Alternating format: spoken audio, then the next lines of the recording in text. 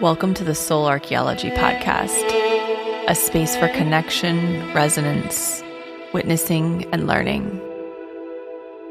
Together we'll harvest medicine from the spiral of life, sharing conversations with other embodied humans who have navigated their own initiations and found alignment with their true soul essence. With weekly astrology, energy updates, embodied conversation, and channeled teachings, this is a space for you to land and find resonance with the spiral of your own soul.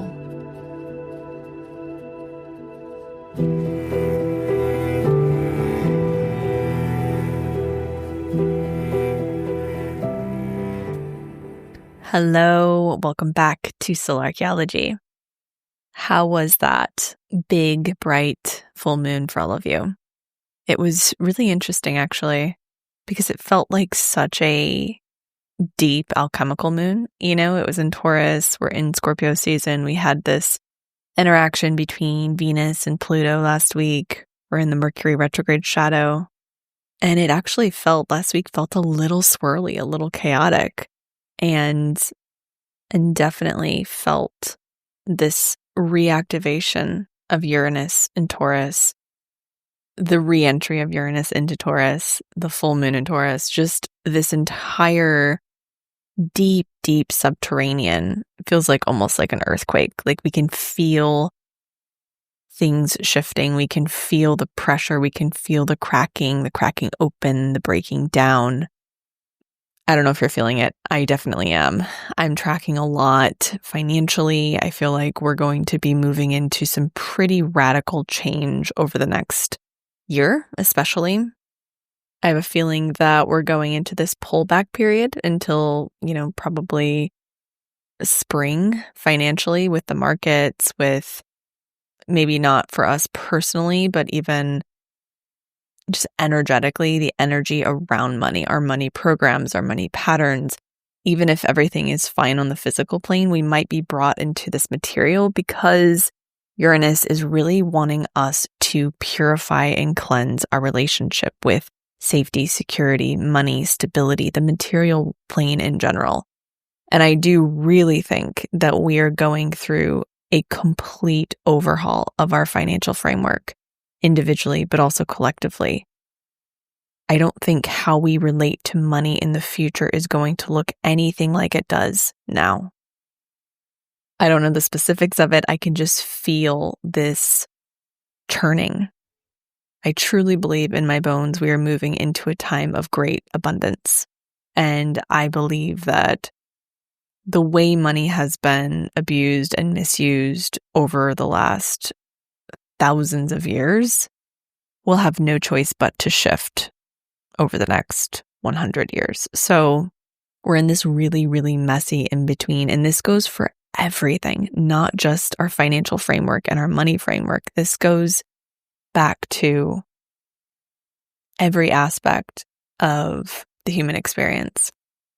We are watching an old world die as we feel the hints of a new world beginning to emerge.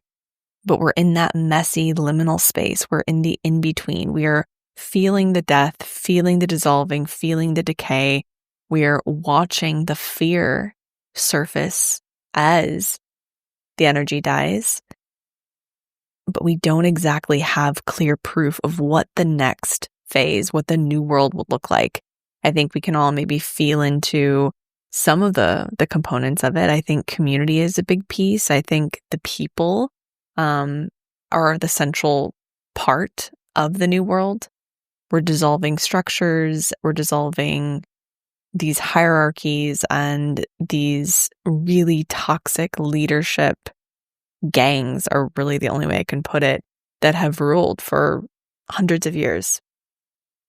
But we're not exactly privy to all the workings and all the things that are shifting. And I honestly don't tune into the specifics just because I think we can just get lost in that. I mean, I know people channel on YouTube and Instagram and all the different socials about these different disclosure things that are happening and what we think is going to be happening over the next, few days, few months, years.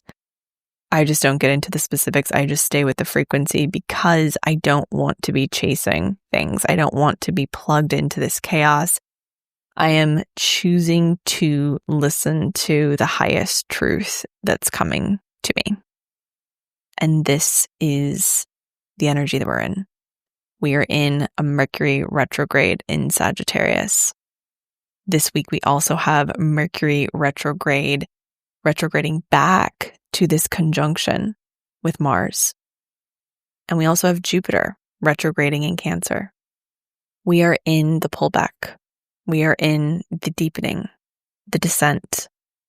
We are in the descent of the last stretch of a chapter that really began in 2020. The last 5 years have been absolutely monumental, but also deep and dark and confronting and uncomfortable and chaotic. We've been in this era of earth and water and the breakdown of things that are really tangible and tactile and rooted, and things that connect to our emotional centers, things that connect to our nervous system. We've been dealing with the density.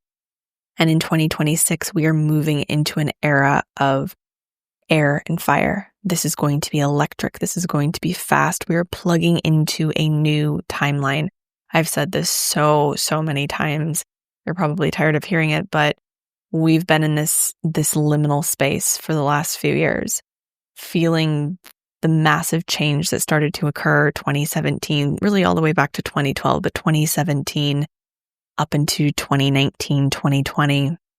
And then we just sort of got dropped into this liminal space where we can't go back to the old way, to the old world, but we're not in the new one yet either. So we're just swimming in this in between, this unknown space. And this is, zoomed out on a larger scale collectively, but it's also personally. I've talked to so many people who left relationships or places, jobs, identities post-COVID. And they're kind of still waiting to really click into this new timeline. So much has changed, but there's still a few parts. And I'm quite literally working with a few women right now who are like, I've done so much work, but there are a few different parts that I really feel like I need guidance in moving through to really click into this next chapter. So 2025 is still a liminal year. It's a 9-year. It's about endings, completions. It's the year of the snake. There's so much that's shifting and shedding on so many different levels, but it's also not really the beginning point. 2026 is the beginning point. We start the year in February with the conjunction between Saturn and Neptune at 0 degrees Aries, which is quite literally the creation point. I'm going to be going into all of this in my 2025 workshop. I'll be talking more about that next week. You can sign up next week, but just have it on your radar. It'll be in December. We're going to go really deep into it. You get a PDF workbook with it. But bringing it back to this week, this is really an indicator of what the rest of 2025 will look like. We are in the underworld. Most of our planets are retrograde. We are doing this reworking, this pulling back, this contraction. As you know, we began 2025 in a big contraction. We are ending it in a big contraction as well. I see it. I keep seeing this image of, and of course, this is Sagittarius season 2, but the pulling back of the bow. And how you need that pulling back. You need that contraction, that courage and faith and power to pull back so you have the propulsion to move forward, clear and direct in the path, the direction that you want to take. So things might be slowing down. We're also in the descent of the seasons in the Northern Hemisphere as well. So we're in fall, moving towards winter, moving towards the solstice, of course. The days are so short. They're getting shorter here. And the astrological energy is matching it.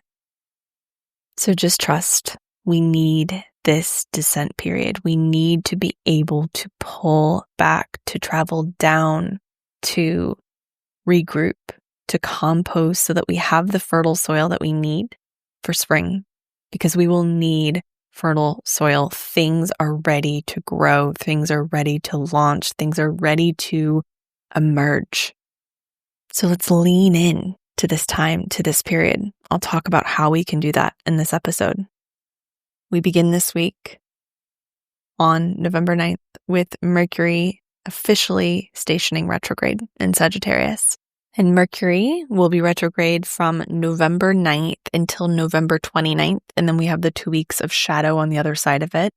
It will move from 6 degrees of Sagittarius back to 20 degrees of Scorpio. And retrogrades are descents, periods of time when we enter the underworld of that planet's domain. So we're in the underworld of Mercury now. This is about belief systems, mental blocks, communication, relationships. When a planet stations retrograde, we begin to travel down through the spiral into our own subconscious. It draws the energy inward, revealing what's suppressed, fragmented, what needs light, so we can emerge more whole, more integrated. It's an opportunity to integrate new material or old material. Retrogrades really draw us deeper into ourselves to reclaim and shed light on what's been shadowed, what's been seeking the light of our consciousness. Retrogrades are inward journeys, helping us to reclaim self and to cross a threshold new. So it's advised to slow down. It's advised to lean in to this energy, to not fight it. So you can notice what's actually here, what's in the basement, what's beneath the surface.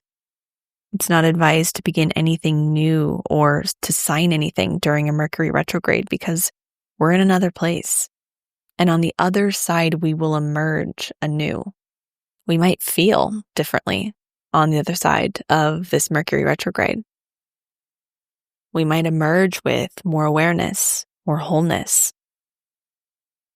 I'm sure we all remember the Mars retrograde last year. It began at the end of 2024 and really moved us into 2025.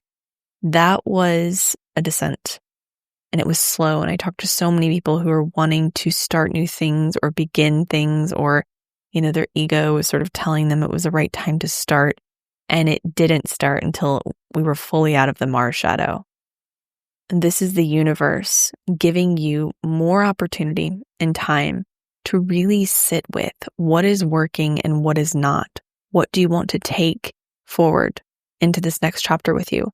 And what can be left behind? We are not messing around in 2026. So this is a beautiful opportunity to sort through the underworld of Sagittarius, our thoughts, our beliefs, our truths. The Sagittarius energy is stirring and the mind is stretching beyond its old edges. And with Sagittarius, I have a moon here, so I understand this intimately. We really have to remember that truth isn't static. It's lived, tested, embodied through experience. Truth can change. Sagittarius learns through experience, how we can grow through our experiences and challenges. After we traverse the depths of our psyche and underworld with Scorpio, we arise refreshed, optimistic, and open to expand further in Sagittarius. And the thing about Sagittarius is that it's always seeking. It's always seeking to find truth and meaning. In its shadow, it's dogmatic and self-righteous. This Mercury retrograde will reveal our relationship with truth, how we define it, how we interact with it, how we try to control or grip to what's familiar. Can we continue to lean into expansion, breaking down the walls and barriers of the mind? Or will we fall into groupthink, staying within our own boxes of comfort and familiarity? This retrograde will reveal where we are holding internal dogma. It will also highlight our relationship with control and freedom, contraction and expansion, revealing where we might feel stuck or trapped, frustrated. And with this retrograde in particular, because it deals with the mind, Mercury, and Sagittarius, the higher mind, this is really going to challenge our belief systems. Are we gripping to what we believe? Or are we open to expand beyond that space? I think in so many ways, having something to believe in is incredibly, incredibly important. I think that most of our suffering on this planet comes from a lack of belief in God. And I don't mean the one God. I mean God as a creator, as a source, as a universal force. So it's important to have belief, I believe. But it can also become a box and a wall as well. And the shadow of Sagittarius is that it seeks this knowledge and wisdom, but then it boxes itself in a little bit to protect that ego. What we've learned is the way, is the truth, right? That's where it becomes dogmatic. That's where it becomes toxic. And we're really seeing this happen on both sides of the poles right now. This polarity that we're getting pulled into. We're seeing the poles pull further from each other. We're seeing them exaggerate because there's a new middle wave that's coming through. And that's just how it happens, is that the two poles pull each other so much that this new wave gets to emerge. And I do believe this new wave is driven by the Pluto and Sagittarius generation. Of course, we need the Sagittarian energy so we can move out of that fixed Scorpionic energy. And of course, we have Uranus and Gemini over the next 8 years, which will challenge all of our belief systems, challenge what we thought was possible. We are going to have a major expansion of our consciousness over the next 8 years. So what this retrograde is doing is it's saying, do you really want to grip to what's been familiar within your belief systems? Or are you open to expanding with this energy? I'm seeing this energy left and right, people sort of fixing and rooting into their identity as a belief system, which is totally fine. And I really just want people to do whatever they feel is right for them. However, this time will likely challenge some of these fixed identities that we've developed.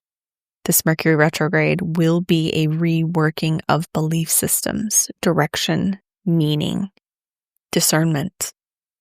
Where have you lost curiosity under the weight of certainty?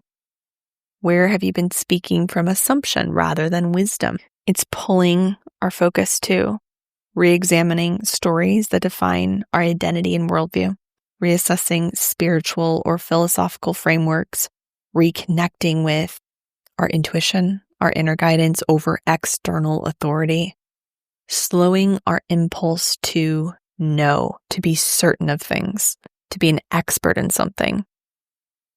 This energy can feel fast, scattered, or even dogmatic at times.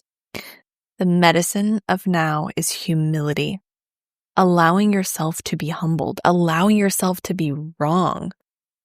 One of my most sacred practices is being so open to being wrong. I have beliefs, I have opinions about things, but I am also always ready to be wrong about them. I have a fire moon, so I get passionate about things and I get fiery about things. And I have to always remind myself that I actually don't know that much. None of us do. And that does not mean we shouldn't have opinions or that we shouldn't be passionate about what we believe. But in the presence of that, can we also remain open? Can we remain curious? Can we be willing to be proved wrong? This is going to be so incredibly essential moving into this new world, this new era, this next chapter of humanity. And I have felt super passionate about things, even certain politics over the last few years. And this is probably the Libra in me, the Sag moon in me, but I also have this part that knows every time I'm getting really passionate about something and it says, and you could be wrong, and that's okay, and that's safe, and you're still good. So I encourage you through this Mercury retrograde period to maybe speak to that part of you that holds that knowing that it can be okay if what you're fixed within ends up not being true, or even to just soften the edges of it. It's a lot of energy and work and stress and fear to hold to some of these beliefs, to hold and grip to some of these ideas. For me personally, it feels like such a relief to say, and I don't know everything, and that's okay. And I can be wrong, and it's still okay. I'm still safe. I think in some ways we need to work this healthy masculine within us that can say, it's okay if this isn't what you thought it was. We're still safe. I can still hold you. I've been proven wrong a lot in my life, and it is humbling for a Sag moon, let me tell you. But it's also some of my greatest medicine. And it always leads me to a greater expansion of awareness, consciousness, knowledge, wisdom, when I open to the potential of what could be outside of the boxed perception that I have in that present moment. When we're boxed in, we miss so much fertile space for expansion.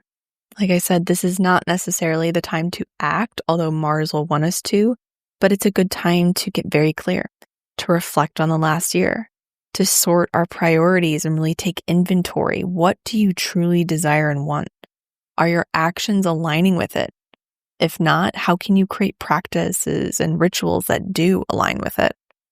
Can you open to new potentials? Can you open to the potential that things could look differently and it could still be amazing and probably even better?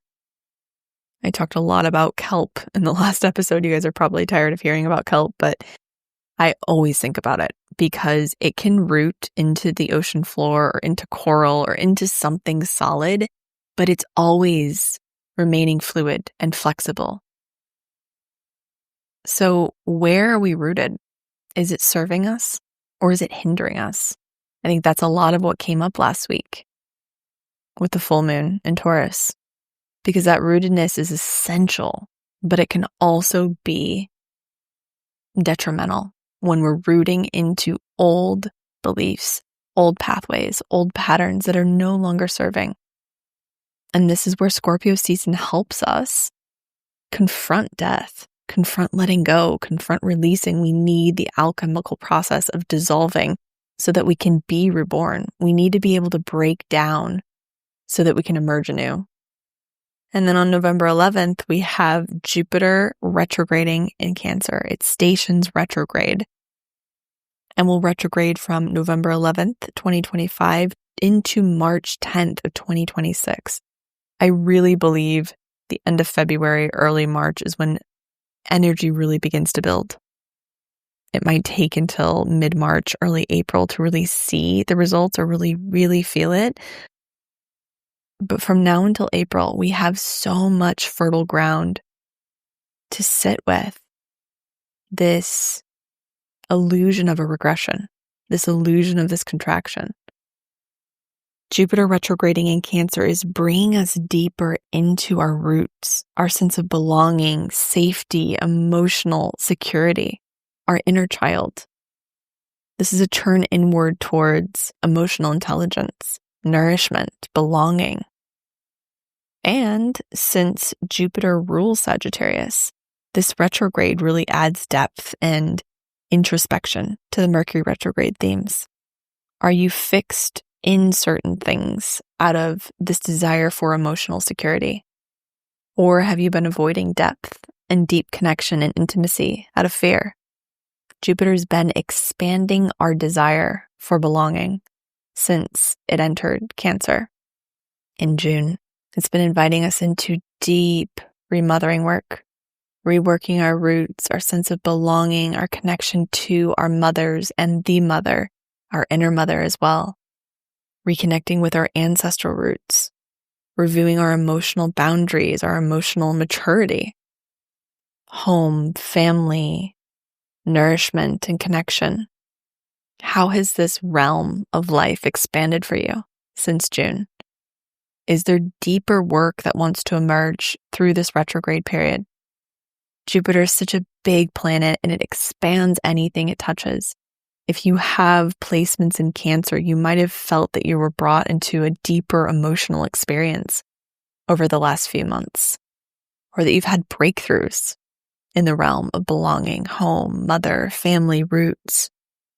And as Jupiter stations retrograde, this is a really big opportunity for emotional alchemy, to really understand where our emotions come from and to let our body move with them and feel them, to truly alchemize them, to expand our heart walls or dissolve our heart walls and expand the space that our heart can take up. And Jupiter is really a theme this week. Jupiter rules Sagittarius, and both Mercury retrograde and Mars are in Sagittarius right now. Jupiter's starting its retrograde period, so there's a lot of big energy here. On November 12th, we have Mercury retrograde, retrograding back to conjoin with Mars in Sagittarius. This is the second time out of 3 times this will happen. The first time they were both direct, so this is a little bit different. And this is not your typical Mercury-Mars conjunction because Mercury is retrograde. So this is not about action. It's about the inner fire, the thoughts, the reactions, the beliefs that move us before we're even conscious of them. This will bring up themes around what drives your words, your choices, your movement.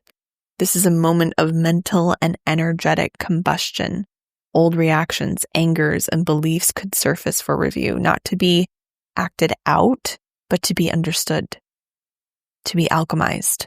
You may really want to speak your truth this week, or do something now, or react from a place of wounding or fear or anger. There's a really big opportunity here to reflect before reacting or responding. You probably know that there's a big difference between a reaction and a response. Our reaction comes from the emotion. It comes from this fast movement on the other side of a stimuli. A response comes from a deeper part of us. It comes from a deeper truth. When we give the reaction space to move like a wave through us, we can then respond from our center, from our truth, from our heart. And this is what this retrograde is asking for us. It's asking for us to access the wisdom of the heart rather than the old information held within the ego, within our fascia and our tissues. This is an opportunity to reclaim agency from old reactive patterns, revisit how you use your voice and your energy, rewrite some mental scripts, and channel your sacred anger into aligned action, not reaction. Like I said, this is a time for humility. This is a time to open to be humbled, to really own and recognize and acknowledge what is driving us. We are getting into the inner workings of what drives us right now. We're getting to look at the belief systems that drive our lives, that project our reality. Do they need to be reworked? Can they be reworked? We need space for this. We need emotional maturity, emotional capacity to be able to be with these big feelings. And even though this can feel like a contraction, it's also so expansive. And the work that we do through this Mercury retrograde over the next few weeks is going to impact quite literally the rest of our lives. So let's lean in. Let's allow this space to be what it is. Let's milk it for all of this medicine that it has to offer. Let's open our minds to be wrong, to be proven wrong, to be not even wrong, but just to be expanded, right? To move beyond what we thought before. That's a beautiful, beautiful thing. And if we can be with the ego that's so terrified of being wrong because what that could mean for us, in our goodness, we can tend to that too. I have a few announcements. One, the waitlist for my group cohort is open now. I will link that in the show notes. I'm so excited about this. This is going to begin in the beginning of 2026 and will be a guide and a container for transformation and evolution through this crazy, wild, transformative year that we have coming up. Join the waitlist. You will be the first to receive access. I think I already have 100 people on the waitlist. There will only be 15 spots, so I'm so excited to welcome many of you in, but the waitlist people will receive first access to the spots and also a discount code in the beginning. So the cart will open, it will launch in early December, and then we'll begin in early 2026. Also, my favorite red light box is 50% off right now, which is the lowest that it is all year. It's $315. It's valued at $600. I love red light. I've used it for my face. I've used it for parts of my body that are holding tension, inflammation. I'm going through a liver detox right now, and it helps so much with that. The reason I love this box in particular is because it's really easy to use. It's portable. It's small. I travel with it. I can put it in my suitcase. I can even put it in an overnight bag, but it's just as powerful as the bigger lights. It's also reasonable. Some of these lights are $600+, and that's just a lot. So Loombox is on sale now. I will link that in the show notes as well. It's great for gifts for the holiday season.